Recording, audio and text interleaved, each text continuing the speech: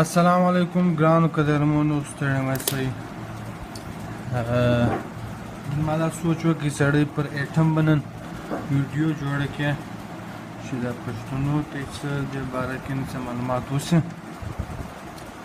نو ایټم دی چې په ساینس کې موږ وایو ایټم، یا به ته زیاتره اورېدلی د ایټم بم په باره کې به ته اورېدلی. ایټم بم شو، هایډروجن بم شو، نه دی د دې چې کوم درګردو هغه اول بیسیک کانسپټ چې دی ایټم دی. نو د ایټم په باره کې به زه څه تعریف درته ووایم چې دا څنګه ایجاد شولو. په پخوا کې په یونان کې تقریبا 2-3 زره کاله دمخه، 2.5 زره کاله دمخه، هغه وخت کې یو ساینس دغه ولو فلاسفر ډیموکریټس دا وویل چې په دنیا کې چې هر شی دی هغه د ایټمه جوړ دی. هغه ایټم هغه شی د ده په نظر کې هغه شی و چې مطلب درګردو، مطلب ته یو شی غټ هغه نیمه کې، بیا هغه نیمه کې، بیا هغه نیمه کې، بیا هغه نیمه کې، وخت به دونه راشي چې هغه به بالکل کوچنی ټوکری، هغه ته ایټموس ویل کېږي. نو هغه ویل د دنیا چې هر شی دی دا ته یې وینې، زه سولم، ته سولې، دغه څه ته وایي دا قلم سولو، دا پیپر سولو، دا لاس سولو، یا سترګې سوې، چې هر شی ته په دنیا کې وینې هغه د ایټمه جوړ دی. او ایټم ډېر کوچنی دی، بیخي کوچنی دی. نو 1808 کې جون ډالټن په نامه باندې یو ساینسدان و، انګریز ساینسدان و، هغو دا تیوري پیش کړه چې په دنیا کې د هر شي چې کوم تخلیق دی هغه د ایټم څخه دی.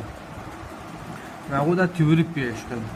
بیا دغه بعد د الکترونز چې په ایټم کې دننه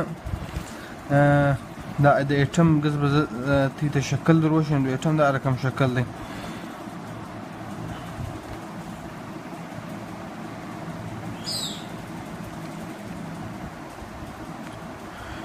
په دغه د پرا ایټم دی تقریبا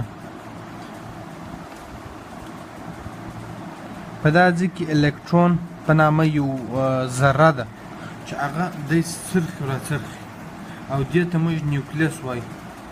په نیوکلیس کې دننه یو نیوټرون دی او بل چې دی پروټون دی. ټکي دا دوې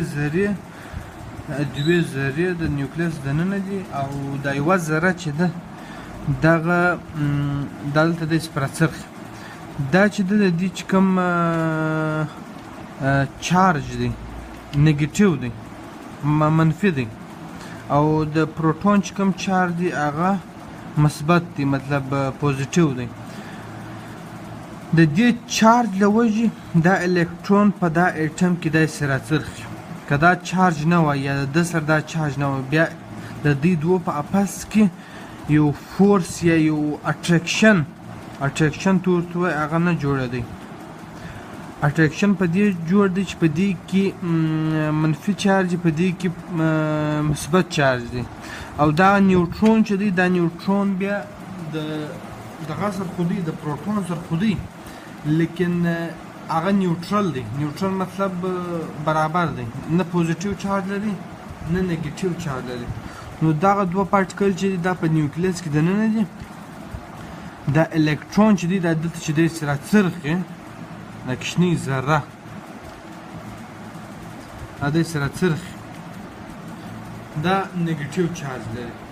لکه یو اسانه لفظ در وښیم، لکه لمر همدا رقم دی. لمر چې دی دا رقم په مابینځ کې دی، او دا نور ټوټل چې زموږ چې کوم دنیا ده یا دا نورې دنیاوې سولې دا ګرد داسې راڅرخي. خو فرق یې دا دی، لکه په تېره ویډیو کې چې ما ته دا ویلي وله چې د لمر چې کوم وزن دی هغه 3 لکه زموږ د دنیا څخه 3 لکه ګونه زیات دی، 3 لکه ګونه. د هغه رقم پروټون چې دی هغه تقریبا د الکترون څخه 18.5 واره په وزن کې زیات دی. وزن د پروټون چې دی هغه د الکترون 18.5 واره زیات دی. نو په دې باندې پروټون په مابینځ کې دننه په نیوکلیس کې دی او د الکترون چې دی د دې د فورس لګي مطلب اټریکشن دی یو رقم فورس دی دواړه سره اټریکټ دا الکترون په دغه لاین کې دا د درولې دي چې یا ته به پر بل خوا نه ځې خاص به پر دا ځېږي نو دا پر دا لاین کې راڅرخي د الکترون دا خو د دې دغه رالی څه ته وایي دا د دې سټرکچر و په بله ویډیو کې به زه دې ته د ښکاره کړم چې د اټم بم څنګه کار کوي اټم بم پر کوم بنیاد باندې کار کوي مننه وایم